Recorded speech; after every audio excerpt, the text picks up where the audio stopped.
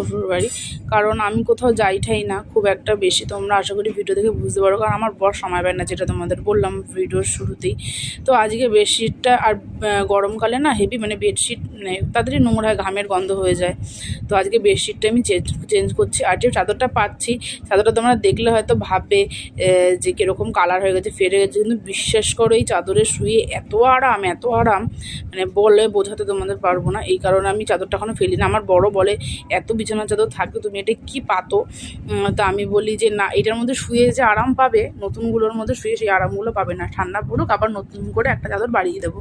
কিন্তু এই পাতলা চাদর আমি একমাত্র গরমকালের জন্যই তুলে রাখি। কারণ দেখো খাওয়া দাওয়া তো অবশ্যই ভালো ব্যাপার, কিন্তু যদি ঘুমটা ঠিকঠাক না হয় বিছানায় শুয়ে, তাহলে সেটা কীরকম আরাম, তাই না বলো?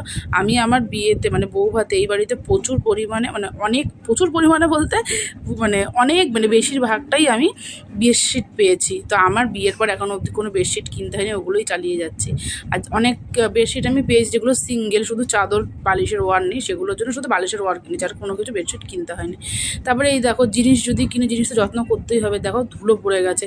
আমি প্রায় প্রতি সপ্তাহে পারি না কিছু এক সপ্তাহ 2 সপ্তাহ পর পর আমি এই খাটটা মুছি, ঠিক আছে? খাট ওয়াটা সব কিছুই মুছতে হয়, কারণ ধুলো পড়ে যায়। তো তাই বলি শুধু জিনিস কিনলে না, অত যত্ন করতে আমি বরকে তাই বললাম নিজে ডিজাইনিং জিনিস কিনবে আর আমাকে পরিষ্কার করতে হবে। আমি এত ডিজাইনিং খাট নিতে চাইনি। ওই বলছে যে না ডিজাইন নেবো, আমি একদম সিম্পল চেয়েছিলাম, কারণ আমি জানি আমাকেই সবটা করতে হবে, ও তো কিছুই করবে না।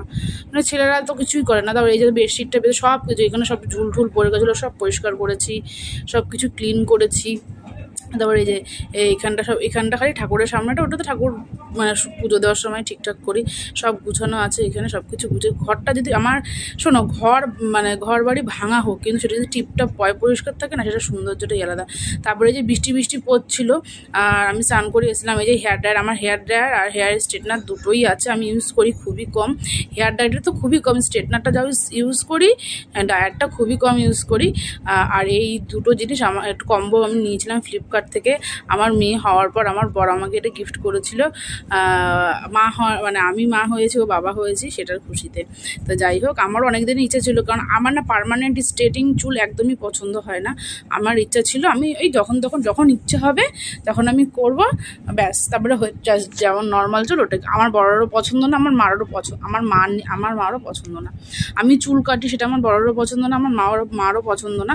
এই কারণে আমি চুলও বেশি কাটতে পারি না। আর আমার মুখে না লং হেয়ারই ভালো লাগে, শর্ট হেয়ার না। আর তারপরে দেখো আমি একটু ব্রু প্লাক করতে গেছিলাম দুপুরবেলা, বৌদি আমি আমাদের পাশেই নাইটি পরে গেছিলাম, পার্লার আছে মেজো।